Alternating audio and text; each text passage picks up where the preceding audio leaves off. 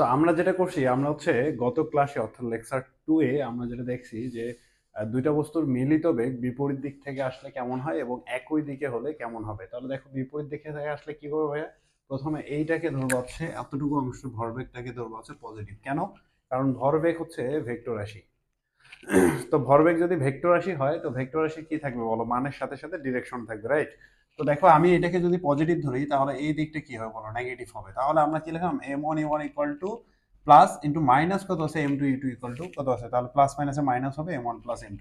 So এইভাবে আমরা হচ্ছে বিপরীত দিক থেকে দুটো বস্তু আসলে বা দুটো গাড়ি হতে পারে বা যে কোনো দুটো বস্তু হতে পারে, তাদের জন্য মিলিত বেগের সূত্র হচ্ছে এই ইকুয়েশনটা আমরা বসাবো। এরপর দেখো একই দিকে গতিশীল যদি দুটো বস্তু থাকে, অর্থাৎ দুটো বস্তু একই দিকে গতিশীল হলে m1 m2 ভরের বস্তু u1 এবং u2 বেগ নিয়ে যাচ্ছে, তারা যদি কোনো পলিউশন বা সংঘর্ষে লিপ্ত হয় তাহলে তাদের মিলিত বেগের সূত্র আছে কত? v equal to m1 plus m2 equal to কত আছে? m1 প্লাস u1 প্লাস কত আছে? m2 plus u2 equal to আমরা লিখতে পারি কত আছে? m1 plus m2। বুঝতে পারছো? আচ্ছা, এখন আমরা যেটা করব সেটা হচ্ছে, ধরো আমি ধরে নিলাম এই সরল এটা একটা সারফেস, এই সারফেসের মধ্যে দুইটা বস্তু গতিশীল আছে। ধরো এই বস্তুর ভরটাকে আমি বললাম হচ্ছে m1 ভরের ভর। এই বস্তুর আদি বেগটা কত বলো? u1।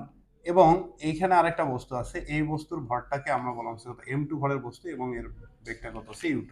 সো দেখো ভাইয়া, u2 এর মানটা বেশি, অর্থাৎ প্রথম বস্তুর বেগটা বেশি, দ্বিতীয় বস্তুর বেগটা কম।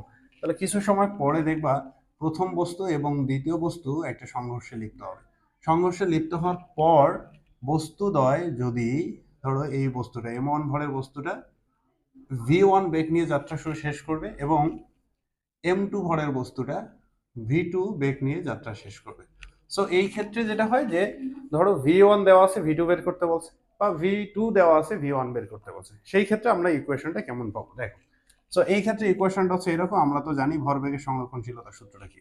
m1 u1 plus m2 u2 equal to আমরা লিখতে পারি m1 v1 প্লাস কত আছে? m2 v2। সো দেখো আমরা যদি ধরে নেই যে v2 এর মান দেওয়া আছে, আমি ধরে নিলাম v2 এর মান কত? 2 ms ইনভার্স 1। তাহলে v1 এর মান কত? আর বাকি ডাটাগুলো তো দেওয়াই থাকবে, তাই না? আচ্ছা, সো দেখো আমরা এখান থেকে লিখতে পারি m1 v1 equal to m1 u1 plus m2 u2 minus কত আছে? m2 v2। সো এখান থেকে আমরা v1 এর মানটা বের করে ফেলবো। দেখো m1 u1 plus m2 u2 minus কত আছে? m2 v2 দেন হচ্ছে কত? m1। সো দেখো ভাই, আমরা কোন একটা মান, অর্থাৎ v2 দেওয়া আছে, v1 কিভাবে বের করতে হবে এই সূত্র অ্যাপ্লাই করে আমরা চাইলে খুব সহজে এটা বের করতে পারবো। এখন ধরো v1 দেওয়া আছে, v2 বের করতে বলছে, সেক্ষেত্রে কি করব? জাস্ট এইভাবে দেখো, যেহেতু আমরা প্রথমে একটা সমীকরণ লিখে ফেলছি, তাহলে এখান থেকে আমরা লিখতে পারি দেখো m1 u1 plus m2 u2 minus m1 v1 equal to কত আছে? m2। সো দেখো আমরা চাইলে এই সূত্রটা অ্যাপ্লাই করে v2 এর মানটা বের করতে পারবো। v1 দেওয়া ছিল, v2 এর মানটা বের করে ফেলছি। আচ্ছা, যদি এরকম কখনো হয় যে দুইটা মানেই দেওয়া নেই, ধরো v1 ও দেওয়া নেই, v2 ও দেওয়া নেই, সেই ক্ষেত্রে v1 এবং v2 কিভাবে বের করতে পারি এই ব্যাপারটা এখন আমরা দেখবো। দেখো, সো আমরা এইখান থেকে v1 এবং v2 দেওয়া না থাকলে কিভাবে v1 v2 বের করতে হয় সেই সূত্রটা আমরা এখন একটু দেখব। আচ্ছা, তো দেখো, মনে করো এই তল বরাবর দুইটা বস্তু গতিশীল। এই বস্তুর ভর কত বলো? m1 এবং বেগ কত বলো? u1। এই বস্তুর ভর কত? এই বস্তুর ভর হচ্ছে m2, বেগ হচ্ছে u2। সো u1টা বড় কার থেকে বলো? u1 এর বেগটা বেশি v1 এর থেকে, মানে v2 এর থেকে। তো যদি বেগ বেশি হয় তাহলে দেখবা কিছু সময় পর m1 ভরের বস্তুটা m2 ভরের বস্তুটাকে একটা সংঘর্ষ, একটা ধাক্কা দিবে। তো এখানে ক্রিয়া প্রতিক্রিয়া ব্যাপারটা চলে আসবে। আচ্ছা, এখন m1 ভরের বস্তুটা v1 বেগ নিয়ে যাত্রা শেষ করবে এবং m2 ভরের বস্তুটা v2 বেগ নিয়ে যাত্রা শেষ করবে। সো এখন প্রশ্ন হচ্ছে v1 এবং v2 এর মান কত? তো দেখো আমাদের এখানে ধরো বেগ দেওয়া আছে, এটা কত? 10 ms ইনভার্স 1। এখানে দেওয়া আছে কত বলো? 8 ms ইনভার্স 1। এটার ভর দেওয়া আছে, ধরো আমি ধরে নিলাম 6 কেজি। এটার ভর দেওয়া আছে কত? আছে 4 কেজি। সো এখন আমাদের কি করতে হবে? v1 v2 বের করতে হবে। একটু আগে আমরা যেটা দেখলাম, v1 এর মান দেওয়া আছে, v2 এর মান বের করতে হবে। এখন ধরো আবার, অথবা v2 এর মান দেওয়া আছে, v1 বের করতে হবে। হ্যাঁ, বা ধরো V1 দেওয়া আছে V2 বের করতে বললো, সেই ক্ষেত্রে আমরা একটু আগে সূত্র দেখলাম, এই সূত্রটা আমরা ইউজ করতে পারি। সেটা হচ্ছে V1 equal to M1U1 plus M2U2 minus কত আছে M1 M2V2 ডিভাইডেড বাই কত আছে M1। দেখো সেই ক্ষেত্রে এই সূত্রটা আমরা কখন দিব, যখন V2 এর মান দেওয়া থাকবে V1 বের করার জন্য। অথবা আমরা একটা কাজ করতে পারি, V2 এর মান আমাদের দেখো M1U1 প্লাস M2U2 মাইনাস কত আছে M1V1 ডিভাইডেড বাই কত আছে M2। এই সূত্র দুটো আমরা কখন ইউজ করব, যখন দেখব কোন একটা মান দেওয়া থাকবে, সেই পারপাসে আমরা অন্য অপর একটা মান বের করব, অর্থাৎ V1 দেওয়া আছে V2 বের করব, অথবা V2 দেওয়া আছে V1 বের করতে পারবো। কিন্তু যদি এমন হয় যে V1 V2 কোনোটাই দেওয়া নাই, সেক্ষেত্রে আমরা কি করতে পারি, তাহলে চলো দেখি সেক্ষেত্রে আমরা কিভাবে করতে পারি ম্যাথটা। তাহলে একটা ইকুয়েশন তৈরি করে ফেলি, তাই তো? আচ্ছা, আমরা ভরবেগের সংরক্ষণশীলতার সূত্র কি জানি বলো? M1U1 plus M2U2 equal to M1V1 plus কত আছে M2V2। সো আমরা কি করবো জানো ভাই, আমরা হচ্ছে 1 গুলাকে একসাথে রাখবো, 2 গুলাকে একসাথে রাখি। তো দেখো তাহলে M1U1 minus M1V1 equal to M2V2 minus M2U2। So এখান থেকে আমরা হচ্ছে M1টা কমন নেই, U1 মাইনাস কত আছে V1, M2 কমন নিলে কত V2 মাইনাস কত আছে U2। সো এটাকে আমি 1 নং ইকুয়েশন দিয়ে রাখলাম। এরপরে দেখো যেহেতু এখানে ভর এবং বেগ আছে, তো আমরা তো জানি নর্মালি ভর এবং বেগের গুণফলকে কি বলা হয় বলো? গতিশক্তি বলি, মানে E K equal to half M V square. যেহেতু ভর বেগ রিলেটেড ব্যাপার আছে, তাহলে আমরা এটার আদি গতিশক্তি এবং শেষ গতিশক্তিটাও নিতে পারি, তাই না? আদি গতিশক্তি কত বলো? M1U1 square plus half M2U2 square, half M1V1 square plus half M2V2 square. So দুই সাইড থেকে হাফ কমন নিয়ে এটাকে বাদ দিতে পারি, তাহলে থাকলো কি বলতো? M1U1 plus M1U1 square M2U2 square equal to M1V1 square plus M2V2 square. এখন কাজ কি জানো ভাইয়া, এখন হচ্ছে 1 গুলাকে আমরা একসাথে রাখবো। সো 1 গুলাকে একসাথে রাখলে কত? M1U1 square minus M1V1 square equal to M2V2 square minus M2U2 square. So দেখো আমি যদি M1টা কমন নেই, তা থাকলো কি বলো? U1 square minus V1 square, M2 common নিলে কি লেখা যায় বলো? V2 স্কোয়ার মাইনাস কত আছে U2 স্কোয়ার। সো এটাকে আমি 2 নং ইকুয়েশন দিতে পারি। এবার দেখো তাহলে এখন কাজ কি জানো, আমরা যে 2 নংকে 1 নং দ্বারা ভাগ করে ফেলবো। দেখো আমি যদি বলি 2 নং ভাগ হচ্ছে 1 নং করে পাই, তাহলে কি লিখবো ভাইয়া? M1 U1 square minus V1 square divided by M1 U1 minus কত আছে V1 ইকুয়াল টু, এখানে কি লেখা যায় বলো? M2 V2 square minus U2 square divided কত? V2 মাইনাস কত আছে U2। দেখো আমাদের কাজ অনেকটাই গোছায় আসছে। সো এখান থেকে একটা কাজ করে দেখো, U1 square minus V square, A square minus B square সূত্র কি বলো? A plus B into A minus B। ঠিক এইখানেও আমরা A square minus B square সূত্র বসাবো, A plus B into A minus B। তো দেখো আমরা এইখান থেকে অর্থাৎ এই লাইনটা থেকে লিখতে পারি M1 ইকুয়াল টু কত আছে U1 plus V1 into U1 minus V1, A plus B into A minus B। নিচে কি ছিল ভাইয়া? নিচে হচ্ছে M1 U1 মাইনাস কত আছে V1 ইকুয়াল টু, আমরা এইদিকে কি লিখবো? M2 তো থাকবেই, পাশাপাশি এখানে V2 square V2 minus U2 V2 plus কত আছে U2। আচ্ছা, এরপরে কি নিচে হচ্ছে V2 মাইনাস কত আছে U2, এইটা এবং এইটা কেটে দিলাম, U1 minus V1 U1 minus V1 কেটে দিলাম, M কেটে দিলাম, M2 কেটে দিলাম, ঠিক আছে? আচ্ছা, তো এখানে ছিল M2। আচ্ছা, তাহলে থাকলো কি U1 প্লাস কত আছে V1 equal to V2 plus কত আছে U2। সো দেখো ভাই আমরা V1 কে একবার রাখবো, V2 প্লাস কত আছে U2 মাইনাস U1, আরেকবার আমরা কি করবো জানো? আরেকবার হচ্ছে V2 রাখবো, তাহলে U1 প্লাস V1 মাইনাস কত আছে U2। এই তো শেষ। এখন কি করবো জানো? এখন হচ্ছে এই V1 V2টা এই যে প্রথম যে ভরবেগের সংরক্ষণশীলতার যে সূত্রটা ছিল, এই সূত্রে বসাই দিব। এই সূত্রে বসাইলেই আমাদের V1 এবং V2 এর ক্যালকুলেশনটা বের হয়ে যাবে, মানটা বের হয়ে যাবে, ইকুয়েশনটা বের করে ফেলবো। আচ্ছা, তাহলে দেখো V1 এর মান কোথায় বসাবো বলো? এই সমীকরণটাতে বসাবো। তো এই সমীকরণটা কি বলো? M1U1 প্লাস M2U2 সমান সমান m1v1 প্লাস কত আছে m2v2। সো দেখো তো ভাইয়া, আমরা যদি v1 এর মানটা বসাই তাহলে কি লেখা যায় বলো? m1u1 plus m2u2 equal to m1 v1 এর মান কত বলো? v2 plus u2 minus u1 plus m2, এখানে কত আছে v2। সো দেখো m1u1 plus m2u2 equal to m1v2 plus m1u2 minus m1u1 plus m2v2। So এখন একটা কাজ করি, দেখো আমরা টু গুলাকে রেখে সব মানগুলোকে এই সাইডে দিয়ে দিই। m1u1 plus m2u2 minus m1u2 plus m1u1 equal to, এখান থেকে v কমন নিলে m1 প্লাস কত আছে m2।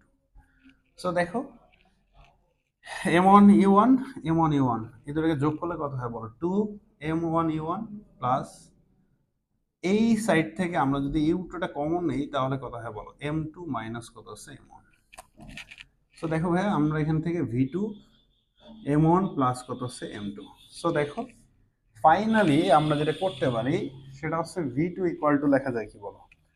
v2 ইকুয়াল টু লেখা যায়, দেখো এটা নিচে চলে আসলো m1 প্লাস m2, আর উপরে থাকলো কি বলো? 2m1u1 প্লাস u2 কমন নিলাম, আর এখানে থাকলো কি বলো? m2 মাইনাস কত আছে m1। সো দেখো আমরা এই সূত্রে কোথাও v1 এর মান নেই, খেয়াল করছো? আগে যেমন v1 v2 দেওয়া ছিল, v1 বের করছি, v1 দেওয়া ছিল, v2 বের করছি। কিন্তু যদি v1 এবং v2 কোনোটাই দেওয়া না থাকে সেই ক্ষেত্রে v2 বের করার সূত্র হচ্ছে এটা। ঠিক একইভাবে দেখো v1টাও তুমি চাইলে বের করতে পারো। v1 ইকুয়াল টু লিখতে পারো কি জানো?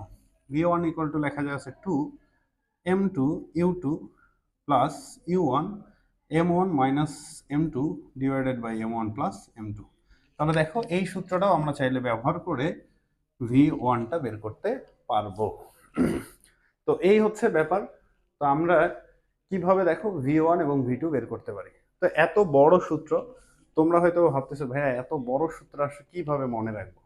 এটা মনে রাখা আসলে খুব কঠিন কাজ না।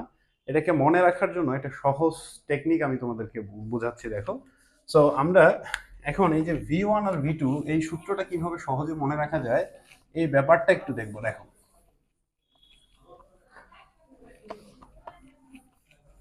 আচ্ছা, তো আমরা যেটা করব, দেখো তোমরা যেটা করবা আগে v1 আর v2 বের করবা। এই যে v1 v2 লিখলাম, ইকুয়াল দিবা, এই যে ইকুয়াল দিলাম, প্রথমে একটা টান দিবা, নিচেও একটা ঠিক টান দিবা, উপরে যা যা করবা নিচে তাই করবো। এখানে আরেকটা টান দিবা, প্লাস চিহ্ন দিয়ে এখানে আরেকটা টান দিবা। তো দেখো নিচে কি লিখবো বলো? m1 প্লাস কত আছে m2। এখানেও কি লিখবো বলো? m1 প্লাস কত আছে m2। এখানে কি লিখবা? m1 প্লাস কত আছে m2। নিচেও কি লিখবা? m1 প্লাস কত আছে m2। সো এখন দেখো এখানে কি আছে বলো ভাইয়া? 1 আছে। তাহলে কি করবো জানো?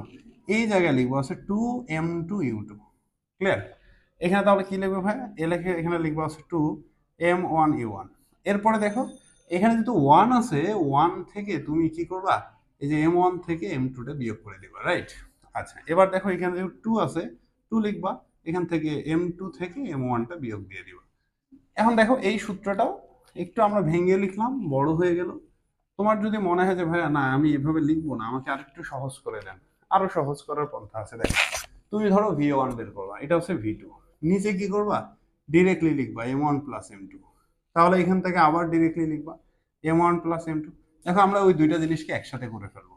তাহলে এখানে যেহেতু 1 আছে তাহলে তুমি লিখবা 2m2u2, এখানে যেহেতু 2 আছে 2m1u1 লিখবা, প্লাস প্লাস দিবা, তারপরে কি লিখবো বলো? u1, এখানে কত আছে বলো? m1 মাইনাস কত আছে m2। আবার যেহেতু এখানে 2 আছে তাহলে এখানে লিখবা u1, আর এখানে কত আছে বলো? সরি u2, 2 থেকে 1 বিয়োগ দিবা, এই 2 মাইনাস কত আছে 1। দেখো তাহলে তোমরা যে কোনো একটা সূত্র মনে রাখতে পারো। তুমি চাইলে এটা মনে রাখতে পারো, এভাবে মনে রাখতে পারো, আবার চাইলেও এভাবেও মনে রাখতে পারো। আচ্ছা, সো এখন আমরা কি করব? এই ভরবেগের সংরক্ষণশীলতা সূত্র রিলেটেড আরেকটা ব্যাপার দেখবো, সেটা হচ্ছে বন্দুকের পশ্চাৎবেগ কিভাবে বের করে। তো ভরবেগ যেহেতু নিউটনের তৃতীয় সূত্র আছে, তো বন্দুকের পশ্চাৎবেগের ক্ষেত্রে নিউটনের তৃতীয় সূত্রটা যেহেতু কাজে লাগবে, মানে এটা একটা উদাহরণ হতে পারে, তাহলে আমরা দেখি যে বন্দুকের পশ্চাৎবেগ কিভাবে বের করা যায়। আচ্ছা, তো পশ্চাৎবেগের ক্ষেত্রে আমরা যেটা দেখব, দেখো ধরো আমি ধরে নিলাম এটা হচ্ছে একটা বন্দুক, হ্যাঁ, এটা তো ধরো এটা হচ্ছে বন্দুক। তো বন্দুকের ভিতরে কি আছে বলো তো? ভিতরে আছে গুলি আছে। ধরো আমি এটাকে গুলি হিসাবে চিন্তা করে নিলাম, এটা হচ্ছে গুলি। তো তুমি কি করবে ভাই জানো? তুমি হচ্ছে এই যে বন্দুকের তিনটা ডানা নিবা, একটা আছে এম, আর এটাকে নাম দিবা M1, এর আদি বেগটা E1 এবং শেষ বেগটা কত আছে V1। এই বুলেটের ক্ষেত্রেও তিনটা ডানা নিবা, M2, U2 আর একটা হচ্ছে কত V2। তবে সব সময় মনে রাখবা বন্দুক রিলেটেড ব্যাপারগুলোতে আদিবেগ সবসময় কি হবে বলো? জিরো। আদিবেগগুলো কি হবে? জিরো। বুঝতে পারছো? আচ্ছা, তো যেহেতু আমরা বন্দুকের পশ্চাৎবেগ বের করবো, অর্থাৎ V1 এর মানটা বের করবো, হ্যাঁ, তাহলে সেই ক্ষেত্রে দেখো আমরা ভরবেগের সংরক্ষণশীলতা সূত্র কি জানি বলো? M1 U1 plus M2U2 equal to কত আছে বলো? M1V1 প্লাস কত আছে? M2V2। যেহেতু ইউ গুলো জিরো, তাহলে এখানে কত হবে বলো? জিরোই হবে। থাকলো কি বলো? M1V1 plus M2V2। সো এখান থেকে লেখা যায় M1V1, যেহেতু আমরা V1 বের করব, তাহলে এটাকে এই সাইডে পাঠালে কত? Minus M2V2। অতএব V1 ইকুয়াল টু কত আছে? মাইনাস M2V2 বাই কত আছে? M1। আচ্ছা দেখো, তো এটাই হচ্ছে বন্দুকের পশ্চাৎবেগ বের করার সূত্রটা। তো পশ্চাৎবেগ অলওয়েজ কি হবে বলো? নেগেটিভ হবে। তাহলে আমাদের নেগেটিভ মান বের হয়ে গেছে। আচ্ছা, এখন এইখান থেকে দেখো বইয়ে একটু চেঞ্জ করা আছে। কিভাবে চেঞ্জ করা আছে দেখো, আমি যদি তোমাদেরকে একটু বলি, যেহেতু বন্দুক, তাহলে বন্দুকটার ভরটাকে বড় হাতের এম, এবং এর আদিবেগটা বড় হাতের ইউ, এবং ভিটা আছে কত? বড় হাতের ভি। আর বুলেট যেহেতু ছোট, তাহলে এটাকে ছোট বললাম, ছোট হাতের এম, ছোট হাতের ইউ এবং ছোট হাতের ভি। তাহলে আমরা দেখো তো ভাই, আমরা যদি ভরবেগের সংরক্ষণশীলতা সূত্রটা লিখি, তাহলে তো নিশ্চয়ই এইভাবে লেখা যাবে। তাহলে কত আছে? এই যে এম ইউ প্লাস ছোট হাতের এম আর ইউ ইকুয়াল টু আমরা লিখতে পারি কত আছে? এম ভি প্লাস কত আছে? এম আর ছোট হাতের ভি। দেখো এই যেটা, তাহলে একটা বন্দুক আর একটা আছে কি বলো? গুলি। তাহলে যেহেতু আদিবেগটা কি হবে বলো? সবার আদিবেগ জিরো, তাহলে এই দিকে সমষ্টি কত হবে বলো? জিরোই হবে। তাহলে থাকলো কি বলো? এম ভি ইকুয়াল টু আমরা লিখতে পারি কি, যেহেতু আমরা বন্দুকের পশ্চাৎবেগ বের করব, তাহলে মাইনাস এম আর ইউ ছোট হাতের এটা। তাহলে অতএব বন্দুকের পশ্চাৎবেগ V equal to minus M U by কত আছে? এম। দেখো তুমি চাইলে এই সূত্রও অ্যাপ্লাই করতে পারো। তো এখান থেকেও আমরা বন্দুকের পশ্চাৎবেগটা বের করতে পারবো। সো এই হচ্ছে ভরবেগের সংরক্ষণশীলতা সূত্র রিলেটেড ব্যাপার। তো আগামী লেকচার অর্থাৎ লেকচার 3-তে আমরা যেটা করব, সেটা হচ্ছে কপিকল সংক্রান্ত যত সমস্যা আছে সেই সমস্যা থিওরিটা আগে শিখবো। দেন 4 and 5, লেকচার 4 and 5-এ আমরা কি করব? এই রিলেটেড যত ম্যাথ আছে ম্যাথগুলো আমরা সলভ করার চেষ্টা করব। সো ততক্ষণে সবাই সুস্থ থাকো, ভালো থাকো, আর দেখা হচ্ছে ইনশাল্লাহ লেকচার 4-এ।